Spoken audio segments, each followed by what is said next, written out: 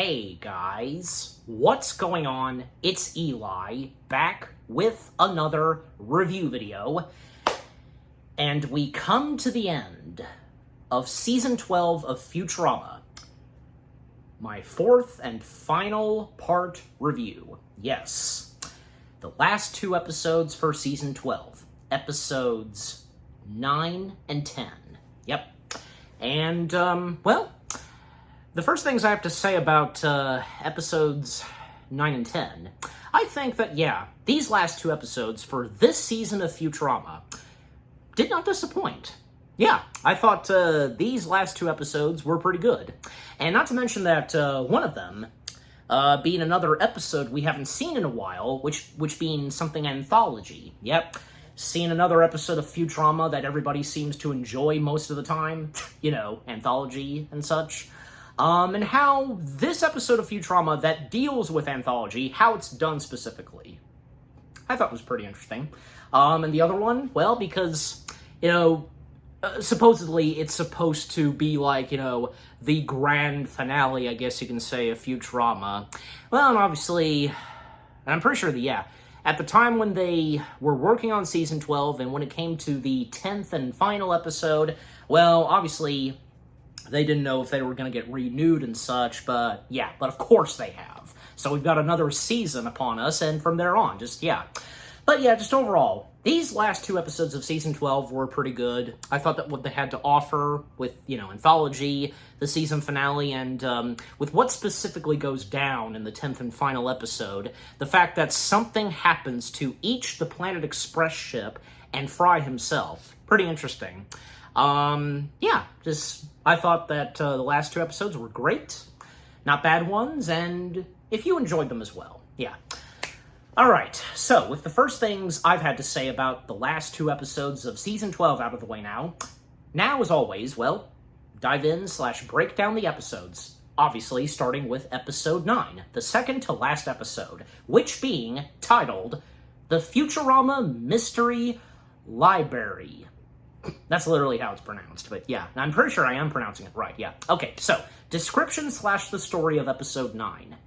The team find themselves in the world of classic children's mystery books.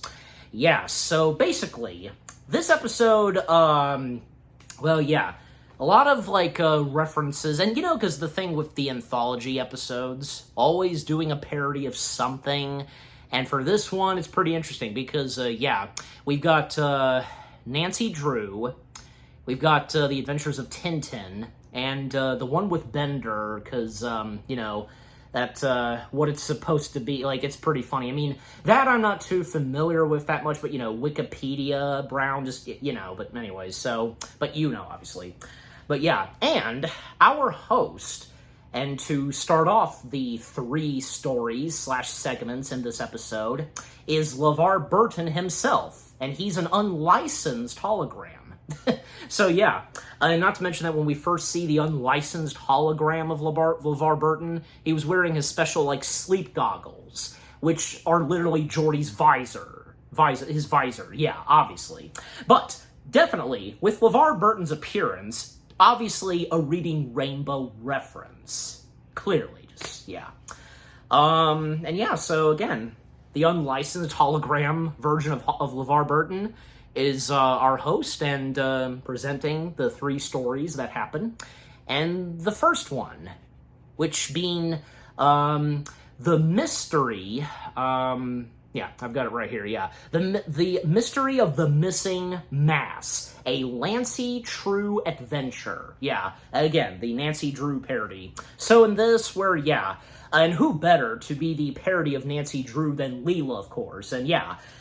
So we have Nancy Drew, and a lot of stuff is happening in this story where apparently everything is just mysteriously disappearing, and it's up to Nancy Drew to figure out what's going on and why all this stuff is mysteriously disappearing. Like, and also because, who plays, Mr. True is, Hermes. Yeah, so he's Mr. True, and, Yeah, not to mention that Mr. True mentioned something about a deal that was going to happen, but yeah, it was not looking too good. But then with the disappearance stuff occurring, yeah, then, like, say, when Mr. True was going to go for his special vodka, it disappears as well, and it was in the grandfather clock. The grandfather clock disappeared, and with Lancey True sharing this with her three friends, Philip J. Smarty and Bender Smarty. Obviously, they're the Smarty brothers. And also, Andy. Yeah, Andy, the tomboyish friend of Lancey. Just, and Amy, who plays Andy, doesn't like how she's being referred to. Also, Lauren Tom voices Granny True, just to get that out of the way.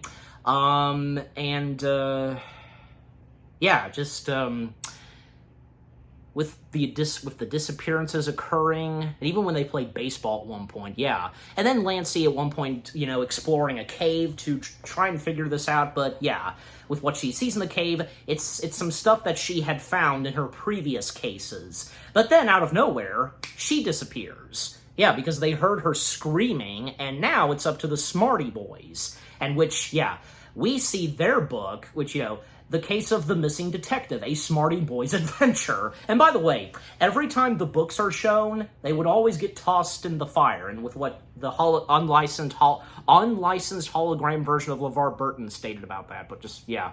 So it's up to the Smarty Boys to find and locate Lancey True. And obviously, this is in connection with with everything around town mysteriously disappearing. And with Andy tagging along. And as well as Zoidberg, who appears in this episode, obviously. He plays Chud. Yeah, Chud, and they give Chud a hard time just calling him names and stuff like that. And even when they're on the road, and even when they turn on the radio, they can hear the commotion that's happening with all the stuff, everything mysteriously disappearing. And yeah, hearing Morbo's voice on the radio. And then just, yeah, the more insults they say to Chud, Zoidberg, he then decides to just, drive himself off the edge of the road, down a cliff, and yeah, along with the others. But they survive this, and when they make their destination to Lancey True's house to do more of this mystery stuff. Yeah. But, yeah, and to speed things up some, because, at one point, everything else disappears. The entire house, all of it. And that's when Professor Farnsworth steps in as Tom Snift. Yep. And we get another book, which being Tom Snift and his smelloscope. So basically what Tom Snift explains to the characters is that what is causing everything to disappear. And when discovering what's inside the grandfather clock, there's a black hole. That gravitational black hole and such. You can't get out, but if there's a possibility, maybe. On account that they do hear Lancey True screams, and they try to get her out, as well as everything else that's disappeared. And by attaching some rope to Chud's car, and Andy is on board, then they just flat out, cut the rope and they abandon them. They ditch them. Everything else gets sucked into the black hole, even Earth itself. The only ones that survive and do not get in the gravitational black hole is Andy and Chud, of course. So they ride off into space, and they pass by the public library where the unlicensed hologram LeVar Burton is, and that's it. That's the end of that first segment/story in this episode. So what we come to next is the Tintin parody. Fry, Le Mercenaire de la Manville d'Or.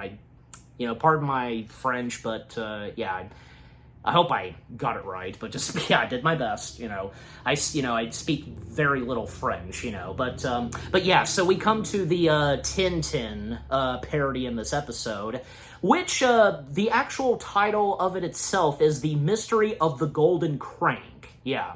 So, with the Tintin parody, I gotta say, because there's no doubt about it, you would agree too, that the animation style to the second segment that's a Tintin parody is really good. Obviously, has to have that Tintin feel and vibe, right? Because we know the look and style to the hand-drawn animation of Tintin, the books, everything, you know what I mean? So, yeah, nice on them for doing that. And having the Futurama characters look identical, in the style of the Adventures of Tintin. That's very nice, yeah. So, and also, yeah, it's really cool at times where the characters are speaking some French and a bit of French accents and stuff, but yeah, so, well, yeah, because seeing the first characters we see, of course, are of course, Fry, Leela, and Farnsworth. Their characters, well, because it's, Fry, the Tintin of this, and Captain Delilah, because, the captain of the Adventures of Tintin himself, and who's a drinker, and yeah, because Leela, same goes for her. And, that's another thing, because it didn't really fully occur to me, because when I watched and reviewed Season 11, and up to this, reviewing Season 12, never really did occur to me, because, okay, yeah, because people complaining that, yeah, like, for Leela to all of a sudden be a drinker, I don't know, again, it didn't occur to me. And not once did it bother me. I wasn't questioning or anything like that. I don't know, but, hey, ever since what happened at the end of Season 10, so much happened, and, well, after that, and from there on, just if you get what I'm saying, but anyways. So, yeah, so seeing Captain Delilah drinking quite a lot, and, Farnsworth in this is Professor Algebra, I think, yeah, I'm saying that right. And, well, Fry delivering some letters and stuff like that. And also, supposedly, Captain Delilah's medicine, but it's really alcohol, beer, and stuff like that. But yeah. And one of the letters that comes in, apparently, it's addressed to the professor, supposedly. It comes from, according to him, his fiancée, which being the Petita Warbler, if I'm pronouncing some of that right or wrong. Again, you know me sometimes. And basically, yeah, it's an invitation, to see her, and the fact that she's going to be performing opera. And the professor going into some background where he and the Warbler, they were in love. And they were actually at one point engaged, and yeah, hence, fiance and so on. But yeah, little did the professor realize that, and obviously because yeah, the Warbler being played by Mom, not interested in the professor anymore, and they hadn't seen each other for a long time. But yeah, apparently now she's supposedly has invited the professor, and Fry and the captain, they're tagging along, as well as the dog of the Tintin parody, which being played by Zoidberg, Zodi. Yeah. The look and design of Zoidberg as the dog, and to resemble the white dog that we know so well from Tintin, pretty spot on. And so them hopping on board the plane aircraft that obviously is supposed to be the Planet Express ship, very nicely done, nice details there. They have to make a few stops and even, having to fuel up the plane. And at one point they stop somewhere in Jamaica, yeah, getting some supplies, errands, and stuff like that. And there's one thing that catches Fry's eyes, and the salesman making up to Fry that it's a very special item, the golden crank. But it's really a cranking device that came from a window. You crank it and the window goes up, back in those days. And yeah, the salesman being voiced by Phil Lamar. And of course, yeah, Mr. True, from the first segment / story of this episode. So yeah, Fry spends all of his money to get the golden crank, even though it's nothing. But, actually, what we would see Fry do with it is very clever. But they finally make their destination, and they're greeted by the Scruffy character, like the butler, Scruffy. Yeah, Scruffy's the butler and such, and well, because yeah, when they show up, Warbler, and the professor meeting each other after such a long time, and well, she accidentally, she wasn't supposed to invite the professor. She was supposed to invite someone else, and, yeah, and that, of course, being, her new lover, Professor Geology. Yep, you know who it is, just, yeah. That's funny, you know, to think, because the professor's name is Geology. And, of course, the other professor being jealous and such, just, yeah. And apparently at one point, and to speed things up some still, because, yeah, at one point, while Zodi and Fry, they're out playing outside the back of the mansion, you know, the big house of Webblers, and even after the opera happened, everybody was still invited, even the two professors, but the two professors were not there at their seats. They weren't present. Where are they? Well, something's not good, but as I was saying, where, yeah, they're playing outside, and Zodi at one point discovers something.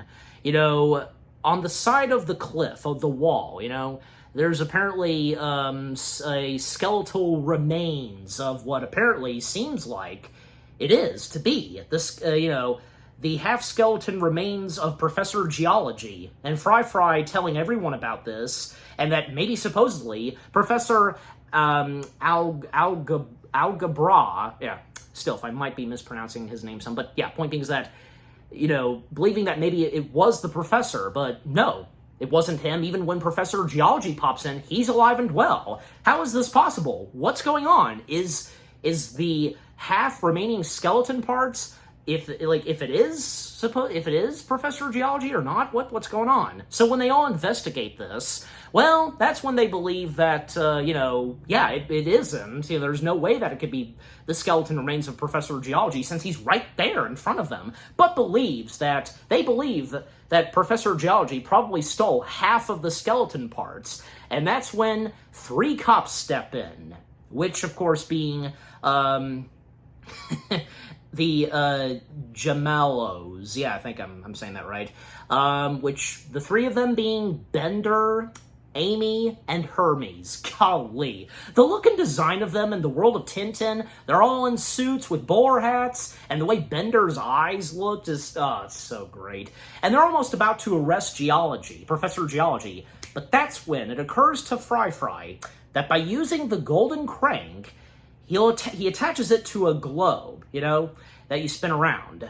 And by going back in time, and it's working, everything's going back in time, and up back to when the Pangea, if I said that right, when it happened, when everything on the planet Earth was one island, one big land and such, but then at a certain point, each of them drifted apart and such, you know the whole thing. And when they discover the skeleton remains, and when, yeah, part of that, you know, of those lands, they broke apart, and yeah.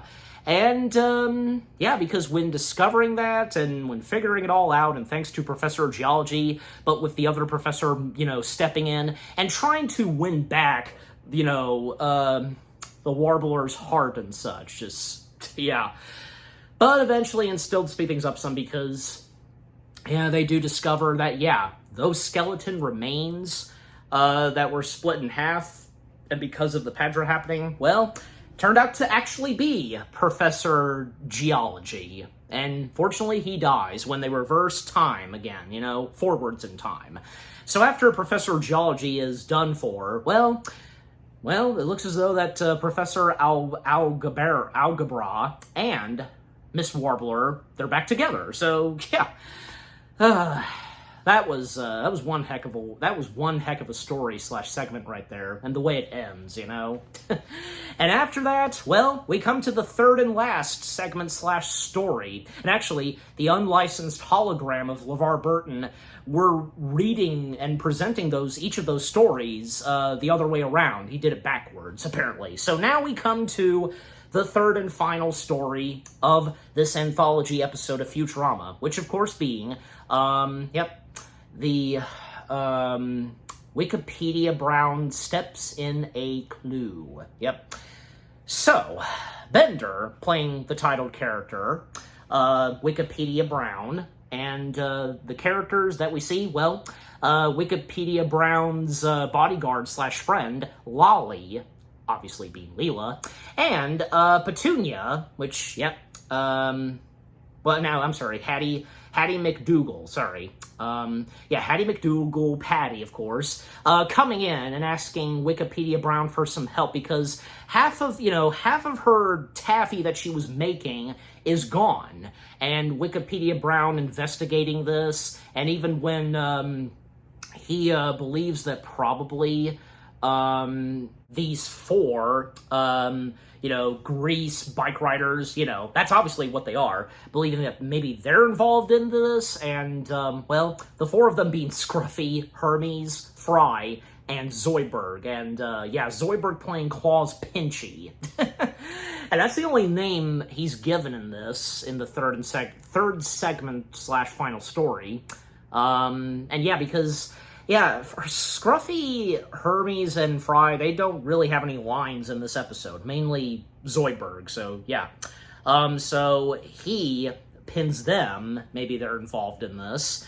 And when, Wikipedia Brown is trying to investigate this, well, eventually, I'm still to speed things up some because turns out that Claus Pinchy is apparently involved, and one of his claws that was, cut off or something, and being linked with the taffy, and thus Claus Pinchy being arrested thanks to Earl, which, Earl, in this, of Wikipedia Brown, plays the father of Wikipedia Brown. Also, Petunia. Petunia. Petunia plays the part of the mother of Wikipedia Brown and the husband of Earl. So, And, after all that, and the case is closed on the missing half of the taffy, and with Claus Pinchy being thrown in jail, then Earl mentions something that, fascinates and intrigues his son and wants to know what this is. And Earl explaining that various people around the neighborhood, coming to their doors and seeing flaming bags of poop and, even malfunctioning Eddie. If anybody remembers malfunctioning Eddie, because with what happens to poor malfunctioning Eddie when with the poop bags, and thus Bender, as Wikipedia Brown, trying to investigate this, and when speaking to some of the neighbors. And then when it comes down to another case meeting and such, and also not to mention that, an update on Claus Pinchy, he got the chair. The electric chair, basically. All because of the missing half of the taffy. Oh, well. Wikipedia Brown actually at one point struggling with the whole mystery of the flaming bags of poop, and, even, couldn't figure out, the murder cases, as it was mentioned, but yeah. But, lo and behold, someone actually steps in and helps out Wikipedia Brown with this investigation of the flaming bags of poop and where they mysteriously came from. And Neil deGrasse Tyson, if I mispronounced his middle name, kinda, I don't know, but again, you know me sometimes. He appears as himself in this episode. He steps in and he helps out Wikipedia Brown on what has happened and how this happened, basically explaining, and to just put it at this, it's because of the Big Bang. The Big Bang was the cause of the flaming bags of poop. And then Wikipedia Brown questioning Neil, where was he when this happened? And put him in a tight spot, and I guess he was responsible for putting those flaming bags of poop on people's doorsteps, probably, but And that's the end of the third and final story / segment of this episode, And then, the last thing we see is Neil actually showing up at the public library asking LeVar if he can hide, and so on, and LeVar points him to go stand where the, bookshelf of science is, and he's very happy about that. And one of the last things that the unlicensed hologram of LeVar Burton says is, remember, kids, in space, no one can hear you read. Okay, how? Because when you're reading books, that's quiet, right? Even in a library. But and then the public library closes like it's a big book, and you can hear Neil and LeVar grunting because being squashed by the book when it closes. But just overall, the episode 9 / the second to last episode of season 12, I thought it was pretty good. But not bad. new anthology episode of Futurama. It may not be the best one that Futurama does, and seeing as how, yeah, because they've come back with a new anthology episode, but that's not to say it's god-awful. Again, like I said, I enjoyed it. I thought that what this Futurama anthology episode had to offer, and with the 3 segments/stories, I thought they were pretty good, and especially when it comes to the anthology episodes, always doing parodies of whatever it is that they do, and with this, yeah, excellent. Yeah, the funny jokes and the cameos we get from Neil, LeVar Burton, and the references that are in the 3 segments/stories, everything about this anthology episode. Episode 9, The Futurama Mystery Library. Yeah, it was pretty good. I enjoyed it. Okay, well, here we go. The 10th and final episode of Season 12 of Futurama, titled Otherwise. So, description / the story. When Fry proposes to Leela, he is overcome by a near-fatal attack of deja vu. So, the way this episode literally starts off is, well, it opens where Leela, Fry, and Bender, they're on the Planet Express ship, and Leela, unintentionally, she had to do something, and yeah, wasn't steering the ship, and already because, yeah, shit happens on the Planet Express ship, pardon my French, but it's true. Yeah, all hell breaks loose, I should also say, because the Planet Express ship inside is damaged, and it's, I mean, it is making its way back to Earth and straight to the Planet Express building, and yeah, when it does, yeah, it has a horrible crash, an ugly crash, and yeah, I mean, everybody's okay, and but with the exception of Bender, because, like before, in past events of Futurama, dealing with the, can opener, yeah, I'm sure you remember that.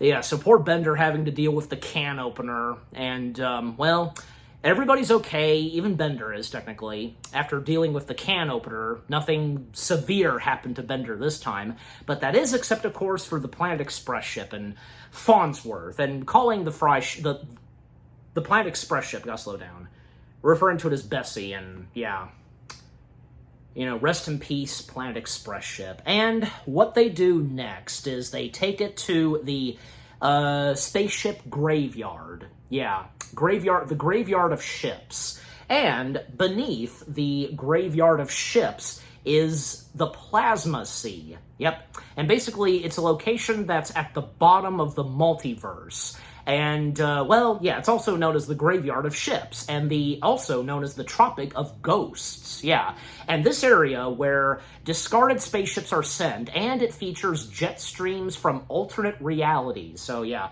just in case I had a little description of it, but just, yeah. So, this is where they go to have the Planet Express ship have its final resting place, and there being a little funeral ceremony provided by, with the help of Zach Brannigan and Kiff. They show up and just, yeah. But yeah, the Planet Express ship is well, it's almost disposed of, and Zap gave everyone the opportunity to say their final goodbyes, roaming around the ship some, and yeah, how much they're gonna miss the Planet Express ship, even Fry, because, you know, ever since he came into the future being frozen, and when being on that ship, just, yeah. And at a certain point, yeah, everybody, they've said their goodbyes. Bender, not so much, especially with his, you know, his beef between the, you know, can opener machine. Yeah. But then there's a moment to Fry where he's having a moment to himself, but then something happens where he starts to have, you know, flashbacks, memories, but they really mess him up. And yeah, that's when he experiences, you know, a deja vu attack, you know, screwing up his mind. And with everybody getting off board the Planet Express ship, with the exception of Fry, yeah, and because he was knocked out by the deja vu, yeah, he's still unconscious on the ship, and they have to go back and save him, and that's what they do. But unfortunately, they don't have time to get off the ship because it's then thrown into the, you know, Plasma Sea. But apparently, luckily, they all survived. They managed to get out. And Fry, he seems to be okay. Yeah. And because on account of the memories he had, deja vu. Well, yeah, because there's one moment, and still to speed things up some, that he feels the need to take Leela out on a date to the Vampire State Building and is going to propose to Leela, just like what he was going to do in the Season 10 finale. Yep. So that's what he's going to do. And also, Janos, I think, I said that right, the vampire that works at the Vampire State Building. Good to see him again. Of course, once again, being voiced by David Herman, as well as voicing Scruffy. And not to mention that when everybody was thrown in the plasma sea, everybody except Zap, Kif, and Scruffy, they were the only ones that did not board the Planet Express ship to save Fry. And Scruffy, after they were gone, Scruffy asked them, Kif and Zap, if, the graveyard is in need of any janitor. Already, he asks. Yeah. But, yeah. But again, right now, and as I said, we're back to where we were, because Fry and Leela dating on top of the, on top of the rooftop of the Vampire State Building. And, yeah, Fry, he was planning on proposing, which he does, but Leela, I don't think, it doesn't really occur to her that this is a marriage proposal. And then Fry, he starts to hallucinate again. The deja vu hits him again, and he was this close to falling off the edge of the tower, But this time it wasn't anything suicidal, unlike what, because of what happened in the Season 10 finale. Yeah. But thankfully, yeah, because he didn't fall off to the edge of the tower. He's knocked out once again, and Dr. Zoidberg examines him, and that's when, thanks to Zoidberg, the reports come in, and apparently Fry experiencing deja vu, and, Fry, the others, Fry trying to figure this out and such, and, Leela will stay with Fry no matter what and with what he's dealing with. But all of that is interrupted when Farnsworth steps in and brings them into the hangar bay, to show them the new Planet Express ship that he's built with his very own hands. And I guess to me it's probably, the Planet Express ship 2.0. Probably that's a good way to put it. And it looks really cool. The new Planet Express ship looks really cool. And actually, when I first watched this episode, maybe some of you felt the same way too as I did, where, hear me out when I say this.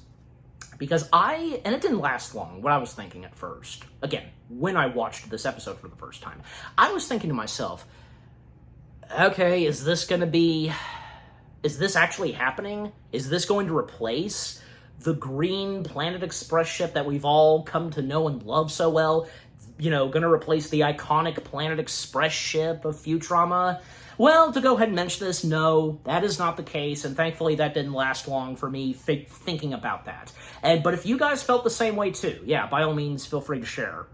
But hey, again, gotta admit that the new Planet Express ship, white and such, the tone of white and gray, looks pretty cool. The inside, the interior, even Amy commenting that it's like we're in the future, which they are, but, But yeah, so them slowly but surely settling in the new Planet Express ship, which I would prefer it as the Planet Express ship 2.0. Again, that's pretty much what it is.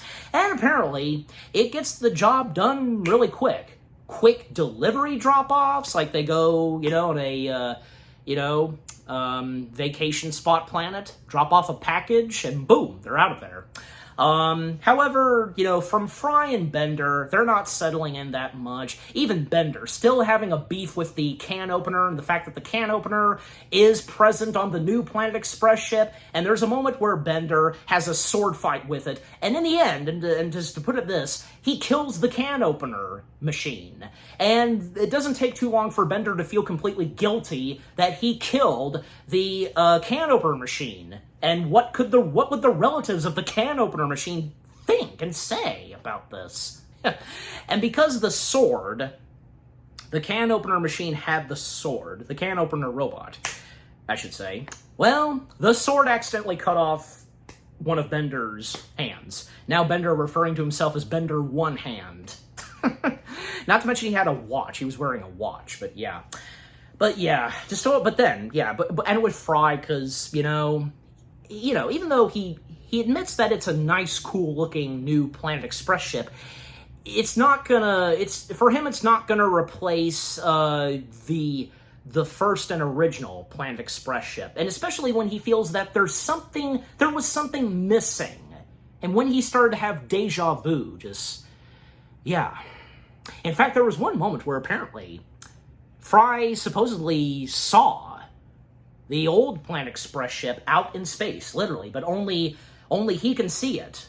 None of the others can, and we, the audience, don't see it as well. What could this be about?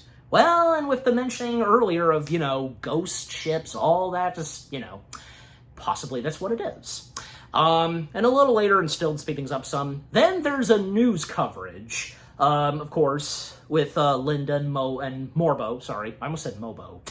They basically report about, ghost ship sightings, and Zap Brannigan being interviewed about this, and, well, nobody is supposed to enter the graveyard of ships until this investigation is further investigated and such. But Leela and the others, they take it upon themselves, and because of Fry's deja vu, and Fry claiming that he had seen the Planet Express ship, which then leads to, the whole speculation that, because obviously with the whole thing of ghost ships, the sightings of ghost ships, So, then boarding the new Planet Express ship, and as I would prefer it, the Planet Express 2.0, making their destination to the graveyard of ships. However, Zap will not let them go through, but not with them being cloaked. They cloak the ship. It has a cloaking device, and, well, and that's when, Zoidberg orders Kif to activate their cloaking device. And Zap even giving Kif attitude that, and don't give me we don't have a cloaking device. Because the name of their ship, can't forget the name of their ship, the Nimbus. The Nimbus actually does have a cloaking device, and Zap thinks that with the cloaking device activated, they'll go through the gates. I mean, the gates are closed, and Kif told him that, well, there's no way that with the cloaking device on, it can, but Zap is positive that it could work, but no, it doesn't. They crash into the gates, and the gates go down, and this gives the Planet Express crew the more perfect opportunity to go into the graveyard of ships, and that's what they do to investigate this, and with what they can find in the graveyard of ships, and with that the plasma sea. However, there's one moment where they presume that they're being fired upon by the Nimbus while cloaked, but actually that's not what it is. Neither one of them are firing at each other, even when they're firing their torpedoes. And then eventually the Nimbus, it gets targeted and hit, and the Nimbus ship goes down. Luckily for Zap and Kif, they got into an escape pod, and they surrender, and they'll work alongside with Captain Leela. And still, Zap trying to make a move on Leela, So now with Zap and Kif joining alongside with the Planet Express crew, and to still investigate what's going on in the graveyard of ships and with the plasma sea, well, that's when they do discover that, because apparently the torpedoes that are coming out of nowhere, obviously they're coming from the ghost ships, and things are not looking too good for the Planet Express crew, as they will soon be destroyed. And with time running out, that's when it occurs to Leela and Fry that they should get married now, and they have Zap marry them off, and Zap getting emotional because he hated doing this, because with his attractions to Leela, So, in the end, and before they get blown up, hit by those torpedoes, they do get married, and then, boom. The new Planet Express ship / the Planet Express 2.0 gets destroyed. Then we cut to the Planet Express crew in the original Planet Express ship. What's going on? Well, because of the plasma sea, and as I read in the description of the plasma sea, of alternate realities, because none of that actually really happened to them and how it's explained, bit of Twilight Zone vibes, don't you think? Just, well, obviously, yeah. The many times that they do references to Star Trek and Twilight Zone never fails to be awesome and great. But yeah, so, they actually, because what actually happened was, yeah, I mean, the different realities they were experiencing and witnessing, and at the same time, they managed to, patch up the old Planet Express ship, patching it up and restoring it, and it's back to its normal self, and that's good to see. So we don't need to worry. Anybody that thought, even me, just for a brief moment, thinking that the old Planet Express ship, the main one, was going to be replaced with the new one that we see in this episode. No, not happening, and that's not the case. Yeah, that's a good thing. And yeah, when they patched up the Planet Express ship, the certain things that happened, and yeah, they took care of it. Well, the adventure's still continuing on with them. Not to mention that one of the visions / memories that Fry had with Deja Vu, and it was on a drawing that him and Leela as an elderly couple, and Fry wanting to experience that with Leela, and wherever their romance is going to take them, and even by the next season, and yeah, that was a great way to end off the episode, and the song that plays during the episode, that was really good. And like I said early on, the way this episode ends, supposedly it was to be the grand finale, the season finale of the show itself altogether, but nope, that of course not being the case, and because with season 13 on the way, as well as the other seasons that are also coming, just overall, the 10th and final episode of season 12, Otherwise, it was a pretty good season finale episode of season 12. Everything that this episode had to offer was pretty good from beginning to end, with the storyline, what goes on with the Planet Express ship, and, pretty much that some spaceships in science fiction, like, whether if it's Star Wars or Star Trek, Doctor Who, some of those iconic ships like the Enterprise, the TARDIS, the Millennium Falcon, and in this case of Futurama, the Planet Express ship, they are their very own characters. So, yeah. So with what goes on with the Planet Express ship, what goes on with Fry, as well as all the other characters, and with the plot, the twist that happens in this episode, and with the Plasma Sea, the Graveyard of Ships, everything this episode had to offer was really good. And with the laughs, the emotional stuff here and there, really good. But yeah, so just again, overall, episode 10, the 10th and final episode of season 12 of Futurama, otherwise, really good, yeah. All right, so, to round things off, the last 2 episodes of Futurama, they were really good. Again, I think that they were some pretty good, the 2 episodes were some pretty good ones to end off season 12. Again, just with the storylines that each of them have, one that's an anthology episode that we hadn't seen in quite a while, what goes on in the anthology episode, and with the 10th and final episode of Futurama, everything about episodes 9 and 10 were pretty good. I enjoyed them. And season 12, well, I give season 12, well, why not? Yes, 8 out of 10 stars. Yes, 8 out of 10 stars for season 12 of Futurama. And what about you guys? What did you think of season 12 of Futurama itself? Which were some of your favorite episodes of season 12? That's pretty much all I've really got to say by this point. Again, overall, what do you think of season 12 of Futurama itself? Name some of your favorite episodes, and and with what I've had to say, my review, and what did you think of my review, my 4-part review of Season 12 of Futurama?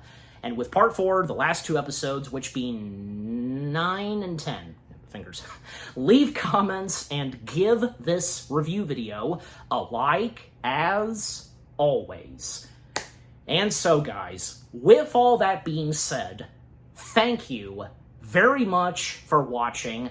I hope you guys enjoyed my review, my 4th and final part review of Season 12 of Futurama. More review videos are coming your way. They're going to be awesome. keep looking forward, and I will see you guys in the next video / review. Take care, and until Season 13 of Futurama, peace out.